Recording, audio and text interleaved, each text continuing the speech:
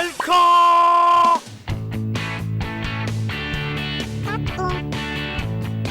여러분 안녕하십니까? 이판사판 스포츠토크 이광용의 옐카 3 축구 이야기 시간입니다.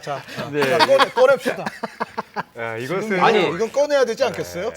이거 사실 이게 타이트하잖아요. 토트넘 유니폼이 오늘 배에 힘을 계속 주고 제가 1시간을 버틸 수 있을지 조금 걱정되긴 하는데 예. 하지만 그래도 이번 주는 국뽕 주간이니까요. 예, 알겠습니다. 오늘 사실 저희가 하고자 했던 얘기는 2021-2022 시즌 챔피언스 리그 결승전을 뺀 모든 리그가 마무리됐잖아요. 그래서 리그의 한 시즌을 정리하는 차원에서 최고들을 한번 뽑아보자. 예. 이번 시즌부터 발롱도르 수상 기준이 되는 기간이 바뀌었잖아요. 맞습니다. 한 해에서 시즌으로 거기에 맞춰가지고 오늘은 옐카 선정 발롱도르 옐롱도르를 한번 선정해 보도록 하겠습니다. 예, 일단 2021-2022 시즌 빅리그들 끝났습니다. 정리 한번 해볼까요? 르블루가 사랑하는 프랑스 리그 앙부터 해요. 리그 왕은 딱 한마디면 아마존만 신났네. 예. 네, 왜냐면 아마존 프라임이 올 시즌부터 들어왔는데 제가 여기서도 한번 말씀드렸는데 메시가 왔네 갑자기. 메시가 왔고 갑자기 음바페가 남네. 그렇죠. 아마존이 되게 신났고요. 게다가 경제난 때문에 지금 팀들이 난립니다. 보르도가 강등이 됐고 생테티엔이 지금 18회로에서 승강 플레이오프를 치러야 되는데 이 두 팀의 우승 횟수를 합하면 16회거든요. 생테티엔은 리그왕 최다 우승 타이 팀이건데 망했고 보르도 6회 우승팀 망했고요. 이게 다 경제난 때문인데 리그왕은 사실 파리 생제르맹과 못 사는 팀들 이 갭이 너무 커졌는데 그 중에서는 신난 건 아마존밖에 없다. 뭐 이렇게 좀 정리하면 될 것 같습니다. 네. 리그왕에 대해서 저는 조금 더 덧붙이고 싶은 얘기는 그럼에도 불구하고 스트라스부르는 칭찬을 해줘야 되고요. 예. 네, 하위권에서 지금 6등까지 올라온 줄리앙 스테팡이라는 네. 아주 훌륭한 감독이 이끌고 있는 팀이고요. 스트라스부르의 선전 이외에는 역시 보르도가 좀 눈에 들어오는데 보르도가 강등도 강등이지만 91골 실점했죠. 네, 실점이 정말 역대급입니다. 어찌됐건 21세기 축구에서 강등을 당하더라도 91골 실점하는 거는 보르도는 너무도 최악의 역사를 쓴 시즌이 아니냐라고 생각을 해요. 네. 자, 다음은 세리에. 얼마 만에 밀란 더비냐. 그 2011 시즌 이후로 11시즌 만에 우승했는데 그때도 찾아보니까 1등이 밀란이고 2등이 인테르였더라고요. 자, AC 밀란 우승하는 걸 다시 보다니. 그리고 그런 느낌이 그 있어요. 네. 팀을 이렇게 세운 단장이 파울로 말디니라니. 좀 대단했던 시즌이었던 것 같습니다. 그리고 우승팀 안에는 다니엘 말디니도 있다고요. 네, 다니엘 말디니도 있고요. 제가 좋아하는 대표팀에는 안 됐지만 세계 최고의 스트라이커인 올리비에 지루 선수가 마지막 경기에서 2골을 넣었기 때문에 재밌었던 시즌이었던 것 같아요. 예. 자, 뭐 한 말씀 덧붙이자면 역시 가장 인상적이었던 건 AC 밀란의 우승이었던 것 같고 가장 칭찬해주고 싶은 사람은 역시 스테파노 피올리 감독. 네. 피올리 감독과 밀란 선수단 그리고 밀란을 오래도록 응원해 오셨던 팬 모든 분들에게는 좀 축하를 전해드리고 싶고 사실 밀란이 챔피언스리그 조별리그에서도 좀 약간 불운하게 탈락을 했는데 전체적으로는 저는 올 시즌 유럽을 통틀어서도 기념비적인 몇몇 팀들 가운데 하나로 그리고 칭찬할 만한 팀들 맞습니다. 가운데 하나로는 밀란을 포함시켜야 된다. 이번에 그 세리아 최종 순위표를 보면서 인상적이었던 게 AC 밀란, 인터 밀란, 나폴리, 유벤투스, 라치오, 로마, 피오렌티나 순이잖아요. 8위에 아탈란타가 있습니다. 그러니까 이게 세리아를 오랫동안 마음속에 두고 지켜보셨던 분들에게는 뭔가 향수를 불러일으키면서 다시 세리아를 내 가슴에 품어야겠구나라는 그런 생각이 들게 하는 상위권 순위 배치가 아닌가. 살짝 그런 생각 들었거든요. 근데 리그는 그렇더라도 다만 네. 그러기 위해서는 이제 세리에아가 전체적으로 유로클럽 대항전에서의 위상이 좀 높아져야지 그러한 지금 말씀해주신 약간 그 클래시컬한 리그 순위도 좀 더 의미를 지니게 되지 않겠나. 네, 알겠습니다. 레드제민, 세리아. 그래도 또 세리아 약간 좀 향수, 추억 이런 거 좀 그런 느낌이 있지 않았어요? 처음부터 사실 저는 밀란이 계속 쭉 갈 줄은 몰랐어요, 솔직히. 이러다 말겠지? 네. 그랬는데 진짜 끝까지 가가지고 결국에는 최종전에서 어떻게 되지 않을까 했는데 최종전까지 그냥 완승을 거둬서 우승을 하더라고요. 그래서 굉장히 반가웠고, 근데 이제 한 가지 걱정스러운 부분도 분명히 또 있어요. 주인이 바뀝니다. 예, 밀란의 주인이 바뀌는데 새 주인이 될 가능성이 굉장히 큰 주인이 이제 또 중동에서 왔습니다. 아. 예. 그래서 어떻게 앞으로 또 이 변화가 생길지. 그럼 레드제민의 위시리스트에 들어가겠네요. 좋아하는 팀들은 다 중동 자본 팀들이잖아요. 아, 그런데 이게- 맨체스터 시티, 파리 생제르맹. 근데 이 중동이 그 중동이 아닙니다. 요 중동은. 그쪽만큼은 아니고. 네, 요쪽이 아닙니다. 그래가지고 좀 걱정스러워요. 알겠습니다. 다음은 그 누구보다 라리가의 진심인 이번 시즌 라리가 1라운드부터 마지막 라운드까지 실시간으로 팬들과 함께했던 우리 샤신. 라리가는 영어 표현으로 하자면 항상 영어 표현 쓰면서 굳이 뭘 그래. 아니 요거는 좀 영어 표현인 거를 좀 밝힐 필요는 예. 있죠. Hang in there 시즌입니다. Hanging there season. Hang in there가 잘 버텨라, 견뎌라 이거거든요. 잘 버틴 것 같아요. 그만하면. 그러니까 라리가는 사실은 재정적으로 봤을 때 이제 막 종료된 2021-22 시즌이 아마 손에 꼽힐 정도의 아주 역대급 위기의 시즌이었습니다. 그런데 그 위기의 시즌 치고는 그런대로 그냥 잘 끝나지 않았나라는 생각이에요. 일단 레알 마드리드가 네. 뭐 매번 뭐 역전했느니 어쩌니 뭐 이러니 저러니 해도 궁극의 챔피언스리그 결승전에 지금 올라 있는 상태고요. 그리고 바르셀로나도 아직 충분치는 않지만 정말 나락으로 가는 듯한 느낌에서는 지금 그래도 차비 감독 들어서서 어느 정도 정상화가 됐고, 물론 이제 아틀레티코 마드리드나 세비야는 조금 더 각성해야 될 것 같기는 한데 어찌됐건 또 챔피언스리그에서 비아레알이 좋은 모습 맞습니다. 보여줬었고, 어찌됐건 라리가가 전체적으로 처했던 상황과 비교해 보면 그래도 내용과 결과는 나쁘지는 않았는데 이제 요 고비를 넘겼으니까 다음 시즌부터는 또 어떻게 될지가 좀 궁금해집니다. 레드제민 이번 시즌 분데스리가를 정리하면 간단하게 한마디로 우니온 베를린. 우니온 베를린. 4년 전에 최초로 일부 리그에 올라와서 순위가 계속 올라갔고 지금 지난 시즌 1점 차이로 챔피언스 리그를 놓쳤습니다. 같은 감독이었고 그래서 우니온 베를린이 보면은 역습골이 정말 많았어요. 그래서 이게 스타 플레이어나 걸출한 개인기가 없는 팀이 어떻게 싸우면 되는지를 가장 결과로 보여준 팀이었다고 생각을 합니다.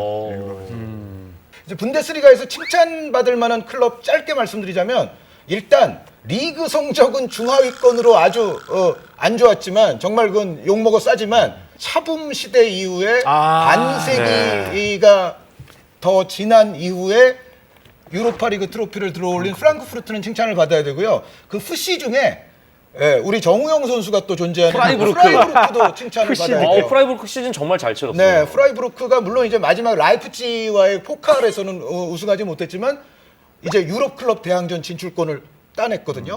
자, 이제 여러분 다시 한번 온 매무새를 가다듬고 자, 우리 득점왕, 우리 득점왕이 있는 리그, EPL. 웅장해지나요? 네. 너무 웅장하다고 하시니까. 목이 매. 네, 목이 메네요. 네. 그냥 뭐 이게 지상 최고의 쇼구나라는 생각이 들었습니다. 이제 마지막 라운드까지 와, 정말 말을 못 놓겠더라고요. 진짜 지상 최대의 쇼다라는 류블루의 말을 제가 인정할 수밖에 없는 게, 우리 입장에서는 손흥민과 살라의 득점한 경쟁이 있고요. 또 토트넘과 아스널의 챔피언스리그 진출 경쟁이 있고. 아니 그 경쟁은 37라운드에 다 끝났어요. 아니, 모르는 거잖아요, 그거를. 뭘 몰라요. 저 뭐든지 모르는 건 아니에요. 일본은 인간이 모든 세계의 진리에 접근할 수는 없지만 어느 정도는 인간이 알 수 있는 영역이 있어요. 그러니까 손절과 포기가 빠른 남자예요, 아이, 사실. 그럼요. 그러니까 맨시티와 리버풀의 우승 경쟁도 사실 같이 보는데 정신이 정말 없더라고. 후반에는 손흥민 봐야죠, 또 균도안 봐야죠, 또 살라 봐야죠, 경기 봐야죠, 스코어 봐야죠. 예. 나중에 끝나고 나와서 보니까 제라드 쿠티뉴는 할 만큼은 했더라고요. 네. 자, 레드제미는 2021-2022 시즌 잉글리시 프리미어리그 어떻게 봤습니까? 손흥민으로 시작했고요. 손흥민으로 끝났습니다. 예, 손흥민의 시즌이었고요. 뭐 그거면 되는 거 아닙니까? 아니 지난번에 북런던 더비 레드제민만 손흥민이 골을 넣고 토트넘 이길 거다 정확하게 맞췄거든요. 아, 계속 좋은 컨셉으로 가고 있어요. 네, 그럼요. 앞으로도 이제 행인대요 하시길 바랍니다. 샤시는 2021-2022 시즌 프리미어리그 어떻게 봤습니까? 가장 돈이 많고 가장 화려한 거는 알았지만 여기에 저는 맨체스터 시티와 리버풀 이 두 팀의 존재가 매우 크다고 생각을 해요. 우리가 펩과 클롭 뭐 이 라이벌리 얘기도 좀 했습니다만 이 두 팀이 존재하는 것이 대단히 크다 사실은. 뭐 빅6 뭐 이제 뭐 빅7도 될 수 있겠습니다만 뭐 잘하는 팀들이 많기도 하지만 그 가운데에서 그 두 팀의 비중, 그 두 팀의 강력함, 그 두 팀이 보여주는 트렌드, 그 두 팀의 전체적인 세계 축구계에 미치는 영향력 이런 거는 지금의 프리미어 리그를 정말로 좋은 리그, 훌륭한 리그, 위대한 리그처럼 보이게 하는 데 있어서 저는 굉장히 중요함이 있었다라고 생각을 해요. 그 와중에 손흥민과 콘테 감독 손절하시는 것도 잘 들었습니다. 두 팀만 보면 된다. 예, 이런 식으로 말씀하시죠. 네, 다음으로 보시면 되겠습니다. 저는 반응하지 않겠습니다. 네. 걸려들었어. 예. 자, 2021-2022 시즌 저희가 앞서 옐롱도르 최고의 선수 일단 좀 뽑아보려고 하는데요. 가장 빛난 선수가 누군지 세 분이 워낙에 각자 확실한 가치관 또 축구관을 가지고 계시기 때문에 좀 다르지 않을까라는 생각이 드는데 자 저군요. 네. 그윽한 눈빛으로 네. 예. 저는 카림 벤제마가 최고의 선수로 생각합니다. 예전에 벤제마 뭐 9.5번이라고 얘기했을 때 이건 뭐 호날두도 아니고 지단도 아닌 뭔가 애매한 거라는 일종의 평가가 있었던 것 같은데. 그러니까 9.5번이 꼭 좋은 얘기가 아니었다. 전 예전에 그런데 이제 봤을 때 9.5번이 현대 스트라이커의 표본이 아닌가라는 생각이 좀 들었습니다. 앞에서 다 만들어주고 자기가 직접 해결까지 네. 하는 그리고 그런 의미인 거죠? 심지어 물어봤잖아요. 호날두 있을 때는 왜 이렇게 골을 못 넣었어? 그러니까 나보다 골을 더 잘 넣는 선수가 있는데 그게 뭐가 문제냐? 그때는 10번이 되는 거고. 네, 그때는 10번이 되는 거고 내가 해줘야 되면 해줘야 되고 그리고 골 기록을 뽑아봤는데 워낙 많이 넣기도 했지만 중요할 때 정말 다 넣습니다. 파리 생제르맹과의 1차전에서 넣었고 2차전에서 넣었고 첼시와의 경기에서 넣었고 그러니까 팀이 필요할 때는 꼭 나와서 모든 걸 다 줬고 팀 동료들도 이제 벤제마가 에이스다라는 거를 원래도 알고 있었지만 전 세계가 알게 된 것 같습니다. 데샹마저도 벤제마를 다시 불렀으니까. 그 프랑스가 무섭긴 무서워요. 뭐 월드컵 얘기는 앞으로도 또 아주 많이 하겠습니다만 벤제마, 음바페, 그리즈만인데 네. 여기에 이제 셋 중에 누가 좀 안 좋다. 뭐 은쿤쿠가 조금 부상이 있다. 그러면은 크리스토퍼 은쿤쿠가 출동하겠죠. 그러니까 은쿤쿠가 올 시즌 분데스리가 MVP 선수입니다. 그런 선수가 또 버티고 있으니까 이거는 뭐 정말 대단한 프랑스의 진영이고 나머지는 정말 수비만 열심히 하면 될 것 같은 그런 느낌을 주는데 어찌 됐건 벤제마 선수가 플레이어 오브 더 시즌 올 시즌의 선수라고 생각함에 있어서는 아마 이것도 전 세계적인 이른바 보편적 합의 컨센서스가 어느 정도는 저는 있을 거라고 생각을 해요. 그냥 뭐 발롱도르 수상자는 다른 거 다 떠나서 벤제마일 것이다라고 동의하시는 거예요? 그러니까 만약에 예를 들어 뭐 살라 선수가 챔피언스리그 결승전에서 혼자서 한 10골 정도를 넣고 리버풀을 우승을 시키는 일이 빚어지지 않는다면 3골 안 됩니까? 3골로는 안 돼요. 세 골은 안 돼요? 벤제마가 이미 한 개 있기 때문에 벤제마는 그렇게 따지면 아까 말씀해 주신 그 강팀들 상대로 연타 해트트릭도 있거든요. 그쵸. 네. 파넨카까지 심지어. 그래서 벤제마 때는 이미 이 살라가 정말 엽기적인 일이 일어나지 않고는 사실은 챔피언스리그 결승이라는 중차대한 한 경기가 남아있음에도 불구하고 여기서 뒤집기는 어렵다. 벤제마로 대동단결 지금 류블루와 사신이 했는데 자, 손흥민! 야 여기서 나오나요? 야, 나오나요? 말씀해주세요. 제일 위에 벤제마라고 써왔어요. 네. 살짝 지우시는 겁니다 이제. 일단 저는 뉴블로에서 벤제마, 줄 하나 갖고 그다음에 샤신 쪽에서 이제 줄 2개 가고. 두 번째는 누굴 적어오셨길래? 프랑스 선수 적어왔습니다. 심지어 음바페? 네. 저는 그러니까 벤제마가 당연히 뭐 으뜸이라고 생각해요. 예, 벤제마가 으뜸이고 이 옛날 추억이 되살아났어요. 이 챔피언스리그 토너먼트에 올라가서 벤제마가 미치는 모습을 보고 94년 미국 월드컵 조별리그에서 아무것도 못하다가 토너먼트 시작하자마자 계속 골 넣어가지고 결승까지 자기 팀을 올린 바쪼가 생각이 나더라고요. 그래서 야 진짜 같은 골이라도 저렇게 정말 절실할 때 아무도 없는데 혼자 가서 넣고 오는 모습이 너무 멋있는 거예요. 그래서 야 이거 올해는 무조건 벤제마다라고 기본적으로는 생각을 하는데 우리가 음바페한테 음바페의 능력, 음바페의 잠재력에 불과 몇 년 만에 너무 익숙해진 거 아닌가라는 생각도 들더라고요. 네. 저 표현도 예, 그러니까 와닿는 표현이네요. 너무 일찍 시작하고 너무 옛날부터 잘했고 심지어 월드컵까지 우승을 해버려가지고 지금 이름을 지우고 기록만 보면 만약에 이 선수 누구야? 라고 할 거예요. 음바페가 보면 98년생이에요. 네, 98년생. 12월생일 겁니다. 12월생입니다. 뭐 굳이 비교를 하자면 우리 마음 속에 아직도 그 친구는 좀 어리지 않나 싶은 이승우 선수보다 거의 1년이 어려요. 네, 그렇죠. 1월생이고 이 친구는 12월생이에요. 그리고 더 어리다 싶은 엄원상보다 한 달 먼저 태어났더라고요. 그런 선수가 지금 이런 스탯을 남기고 뭐 굉장히 좀 상식적이지 않은 금액으로 재계약이 이루어지긴 했으나 어쨌든 최소한 금액적으로도 지금 세계 최고가 됐고 그렇죠. 이 친구는 우리가 좀 더 열광을 해도 되지 않을까라는 생각이 들더라고요. 그 음바페 시대가 사실은 한참 또 남은 거잖아요. 근데 얘기를 들어보니까 지금 벤제마 두 표, 음바페 한 표면 카타르 월드컵은 그냥 프랑스가 먹는 거 아니에요? 대시장이 있기 때문에 네. 좀 지켜봐야 돼요. 네, 알겠습니다. 2021-2022 시즌 빅5 리그 수놓았던 각 팀을 이끌었던 감독 중에 딱 한 사람을 뽑는다면 The Coach of the Year. 이거 쉽지 않아. 이거 쉽지 않아. 네. 자, 저는 카를로 안첼로티와 위르겐 클롭 중에서 공동수상 아직- 이런 거 안 돼요. 아니 공동이 아니라 아직 저희가 보지 못했으나 좀 있으면 이제 한국 시각으로 일요일 새벽에 일요일 결판이 새벽이죠. 날 예. 그 경기의 승자에게 코치 오브 더 이어를 주겠습니다. 공동 아니에요. 공동 아니고 그 경기에서 이긴 사람이 가져가는 걸로. 예, 그러니까 어디가 이기는데요? 저는 수치적으로는 리버풀을 그래도 약간 51 내지 52 정도는 주고 싶어요. 네, 그러면 위르겐 클롭이 감독상을 받는 네, 거죠. 만약에 그렇게 예. 된다면 클롭이 타시는 걸로. 예, 네. 레드제민. 저는 결과가 어떻게 되든지 저는 안첼로티 뽑고 싶어요.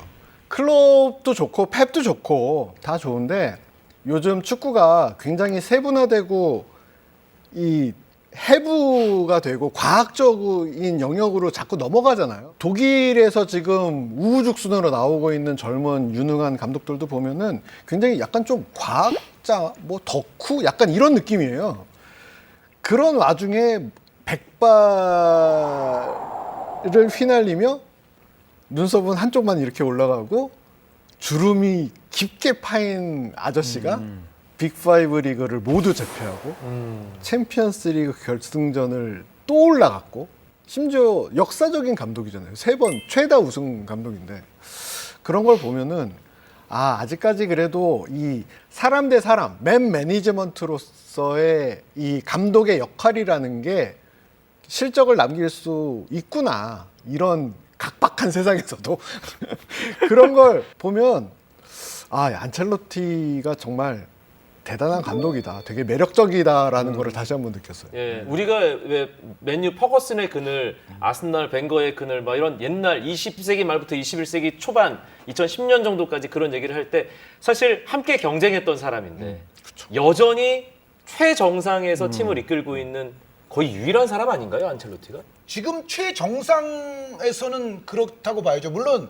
요즘 같이 정말 좀 어떻게 보면 좀 각박해 보이는 정말 시험 공부를 해가지고 정말 고시처럼 막 시험을 쳐가지고 그걸 우수한 성적을 받는 약간 그런 유형의 젊은 감독들이 자꾸 세계 축구계 최고봉 쪽에 자꾸 늘어나는 그런 형국에 안첼로티 같은 사람이 이렇게 정상을 이미 뭐 라리가에선 차지했고 또 정상을 지금 노크하고 있다는 사실 자체는 약간 저한테도 나름의 울림은 주고 있어요. 예, 예. 그 안첼로티는 비유를 하자면 술 한 잔 딱 한 다음에 일필휘지로 뭔가를 쫙 멋지게 딱 쓰고 책상 위에 딱 놓고 가는 그런 스타일. 네. 그런데 네. 그 쓴 글씨가 벤제마 해줘.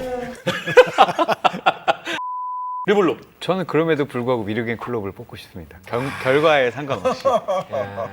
안첼로티는 조금 전 세대잖아요. 그러니까 제가 밀란 이번에 우승하는 걸 보면서 떠올린 사람이 이제 안첼로티였는데 뭐 구식이라는 얘기가 아니라 그러면 과학과 낭만의 그 가운데 있는 사람이 누구냐라고 하면 미르겐 클롭이고 팀을 보고 올 시즌 영입 대상을 봐도 어디 하나 리버풀이 전 세계 최고다라는 부분이 없거든요. 아, 물론 선수를 사들임에 있어서. 뭐 사드림에 있어서 팀의 힘을 평균적으로 따지면 리버풀이 1등을 할 수 있는 팀이 아니라고 생각을 해요. 근데 그 리버풀이 좋아하는 이 헤비메탈 밴드처럼 어디는 줄이고 어디는 늘려서 다 똑같은 소리를 내야 되는 게 아니잖아요. 그래서 가장 멋진 밴드를 만들어내지 않았나라는 생각이 들었고 올 시즌 챔피언스 리그까지 먹으면 그래도 트래블은 트래블이잖아요. 물론 리그가 빠져서 대단한 시즌이고 대단한 감독이다. 그런데 만약에 그 레알 마드리드가 챔피언스 리그를 우승하면 그러면 사실상 리버풀 팀의 손아귀에 들어온 트로피는 작은 트로피 2개밖에 그쵸, 없거든요. 그쵸. 그렇게 되면은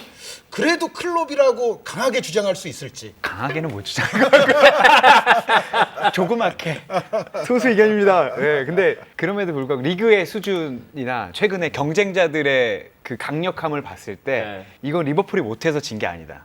그냥 맨체스터 시티가 미쳤을 뿐 리버풀은 아쉬운 2등이 아니라 네. 엄청난 2등이다라는 생각이 듭니다. 근데 진짜 펩 입장에서는 참 매번 이렇게 뭔가 손에 들어올 듯 하다가 놓치고 손에 들어올 듯 하다가 놓치고 우리 시간으로 5월 23일 새벽 2시경에 에티하드 스타디움에서 막 뛸 듯이 기뻐하던 그 펩의 모습 다들 보셨겠지만 그럼에도 불구하고 오늘 최고의 감독 자리에 펩의 이름이 안 나왔단 말이에요. 그 펩도 저는 사실은 거의 탈만한 지도자인 건 맞다. 올 시즌 같은 경우는. 왜냐하면 챔피언스 리그에서 물론 레알 마드리드에게 낙마를 했어요. 그리고 지금 이제 만수르 그 인수가 일어난 지가 한 14년 정도 되지 않았나요? 그렇죠, 2008년. 14년 정도 됐는데 그 만수르 인수 14년이면은 사실은 여태까지 유럽 타이틀 없다는 거는 좀 문제가 되거든요. 물론 14년 동안 계속 펩이 감독을 한 건 아니지만. 근데 이제 올 시즌 같은 경우는 사실은 레알이 맨시티를 거꾸로뜨린 거는 그거는 펩의 전술과 이성적 계산과 사전의 시나리오에서는 도저히 계산 불가능한 상황으로 레알이 맨시티를 꺾어버린 거예요. 그 계산할 수 없는 과정에서 튀어나온 펩에는 사실은 감독의 오롯이 잘못이라고 말하기에는 올 시즌은 좀 그래요. 그러니까 다른 시즌들은 펩이 뭔가 한두 가지씩 전술적 미스들을 범하면서 탈락을 했기 때문에 뭔가 비판을 좀 받았어도 그때 소위 얘기했던 명장병. 예, 그게 좀 있죠. 평소에 안 그런데 하던 거 갑자기 사실은 꺼내들고. 올 시즌에는 아주 이거는 제가 보기에도 합리적인 계산하에서 아주 노멀하게 했는데 여기서 아노말한 상황을 일으킨 거는 레알 마드리드지 그거는 맨시티의 책임이 아니거든요. 그래서 올 시즌에는 사실 펩을 주고도 싶다. 그러나 그렇게 하면 또 안첼로티 클롭은 조금 억울하고 피올리조차도 좀 억울할 거다. 그래서 제가 펩을 제외하긴 했지만 4대 후보 중에 하나에는 들어가죠. 이 축구 이야기에서 감독 얘기를 할 때마다 왜 우리가 야구는 투수 노름이라는 얘기를 하는데 축구는 역시 감독 노름이고 감독의 예술이다라는 생각을 반복적으로 하게 됩니다. 그럼에도 불구하고 조금 전에 펩의 경우에서 말씀하신 것처럼 그 모든 것을 또 뛰어넘는 팀의 힘, 그 기운이라는 거 있잖아요. 지난 시간 우리가 맨유 이야기하면서 퍼거슨 감독이 팀보다 지가 잘났다고 하는 놈들은 다 쳐낸다. 그만큼 자기 빼고 자기는 빼야죠. 그 자신이 팀이시요. 팀보다 위대한 선수는 없다. 그런 차원에서 2021-2022 시즌 유럽 빅5 기준 최고의 한 팀을 꼽으라면 이것도 결국은 일요일 새벽 그 두 팀 중에 한 팀이 되지 않을까 싶은데. 예. 저는 AC 밀란 뽑겠습니다. 감동을 택하셨군요. 네, 감동을 네. 드리겠습니다. 아니 어차피 역시 근데 스포츠는 스토리가 있어야 되거든. 이거 한 표 드립니다. 네, 득점 10위 안에 없습니다. AC 밀란 선수들이. 하팔레앙이 아마 11골이었고 지루가 11골이었을 거고요. 근데 이제 클린시트는 1위입니다. 마이크 매냥이 1등이고 이 팀이 많이 넣어서 이긴 팀도 아니고 EPL에서는 아스널이 딱 네, 그렇거든요. 그리고 10골 간 넘은 친구들밖에 그래요, 한 없어요. 두어 명 있어요. 네. 예, 예. 그리고 심지어 세리에 A에서도 가장 돈을 많이 쓰는 팀도 아닙니다. 그리고 올 시즌을 하면 말디니와 함께 더 돈을 적게 쓸 예정인 팀인데 그러니까 이게 맞는 수치인지 모르겠지만 이탈리아 언론을 보면 2018-19 시즌에 1억 1,860만 유로였대요. 임금이. 근데 올 시즌에 6,800만 유로거든요. 그러니까 40% 정도를 감액을 해서 월급을 깎으면서 왔는데 이런 팀을 만들어 낸다는 게 되게 신기하고 근데 사실 밀란이 외관상으로 보더라도 인테르나 유벤투스보다는 호화 멤버가 아니에요. 아니죠. 예, 아니죠. 예, 예. 지금 밀란은 심지어 말디니와 함께 그리고 피올리와 함께 아주 새로운 역사를 쓰고 있는데 예전에 안첼로티, 돈 카를로가 가지고 계셨던 선수들과는 전혀 다른 선수들로 다시 한번 이렇게 잘하고 있다는 거는 대단한 팀인 것 같습니다. 저는 이광용 아나운서 입고 계신 토트넘을 줄까라는 생각도 약간 있어요. 그러니까 사실 토트넘도 팀만큼 위대한 선수. 그러니까 토트넘도 아시다시피 이제 누누 감독 체제부터 시작을 해서 중간에 참 고생이 많았죠. 네. 그리고 쿨루셉스키 벤탄쿠르 선수 중간에 또 데려올 때만 해도 쿨루셉스키가 로셀소보다 도대체 나은 선수가 맞아? 그렇죠. 라는 의문부터 시작해서 상당한 그것도 좀 잡음이 없지가 않았었어요. 그런데 전체적인 견지에서 봤을 때 저는 토트넘도 굉장히 올 시즌 매우 선전했고 정말 목표를 달성한 훌륭한 시즌이었다고 생각이 들고 또 마지막에 우리 선수라서 그런 말씀을 드리는 게 아니라 손흥민 선수에게 뭔가 탑스코어로 득점왕 자리를 만들어주기 위한 동료들의 또 눈물겨운 투혼의 노력들도 제가 하이라이트를 좀 보니까 있었던 것 같더라고요. 엄마 태워주는데 정말 깜짝 놀랐습니다. 그래서 이것이 그러니까 손흥민 선수의 득점왕도 당연히 우리로서는 아주 감격적이고 위대한 일이지만 이렇게 또 해주기 위한 그 동료들의 모습을 봤을 때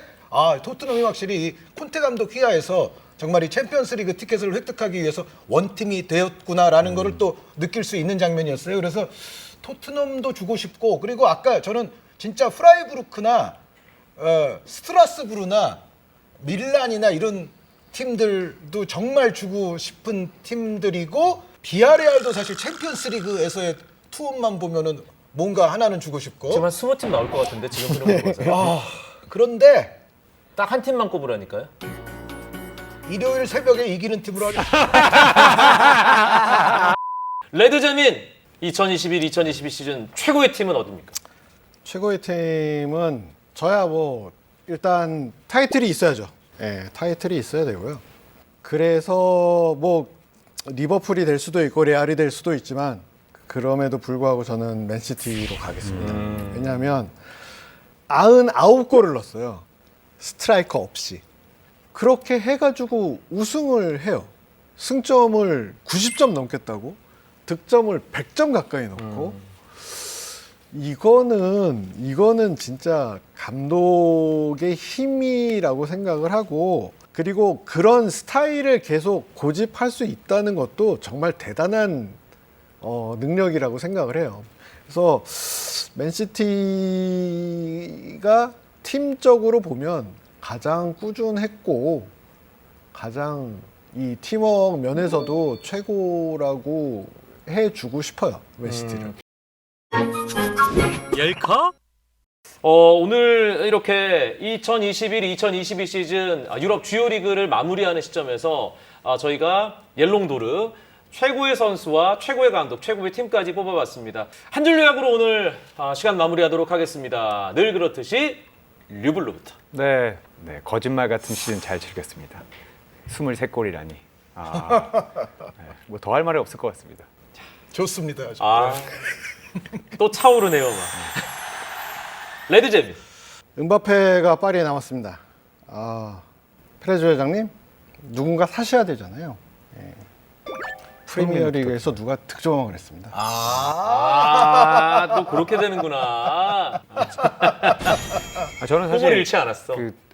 이건 새벽에 좋은데요. 그러니까 제가 처음부터 이제 레드제민의 그 트로피 지상주의에 대해서 저는 선수에게 위대한 선수에게 그게 꼭 필요한 건 아니다라고 저는 물론 있으면 좋지만라고 얘기를 했는데 저는 요 타이밍에 레알 이적 그래서 만약에 비벤손이 된다? 그거는 저는 괜찮아 보여요. 이 그림은 상당히 괜찮습니다. 비벤손. 그래도 비벤손. 예. 예. 샤신이 한 줄요. 손흥민 선수 저도 정말 한 2, 3년 전부터 제가 손흥민 선수 밀어왔습니다. 손흥민 선수가 이영표 위원의 예전 표현대로 하면 증명을 해주셨습니다. 네, 너무 좋습니다. 아주 감격적인 일이고 저는 손흥민 선수를 뭐 이제 한국에서 뭐 기념비적인 기록을 세웠다, 아시아 축구의 역사를 다시 썼다 이런 세계적인 기사들도 많지만 사실 손흥민 선수는 이제는 뭐 우리 선수 내지는 뭐 아시아 대륙이 배출한 선수 이런 표현을 굳이 그런 말을 갖다 붙일 필요도 없는 것 같아요. 손흥민 선수는 축구 역사에 남을 선수고 글로벌한 관점에서 이미 세계적인 위력적인 공격수로서 손흥민 선수는 이미 그 위치를 굳건히 하고 있습니다. 요즘 이제 선수들의 지금 벤제마 선수 같은 경우도 보면은 이제 전성기가 길지 않습니까? 손흥민 선수 지금대로라면 제 생각에는 300골에도 한번 도전할 수 있지 않을까. 지금 180골까지 왔어요. 지금 모든 대회 토탈 180골까지 왔는데 이제 좀 있으면 200골은 될 것 같고 부디 300골을 넘겨서 정말로 세계 축구 역사, 세계 축구사 나중에 책을 쓸 때 굵직하게 손흥민 선수 페이지들이 존재했으면 좋겠습니다. 네. 자, 2021-2022 시즌 유럽 축구 딱 한 경기 남았습니다. 그냥 그건 즐기시고요. 예. 다음 시즌 시작할 때까지 프리미어리그 득점왕 보유국이라. 요 기억 여러분 예. 여러분 샤신 레드제민 류블루와 함께하는 축구 이야기였습니다. 고맙습니다. 예.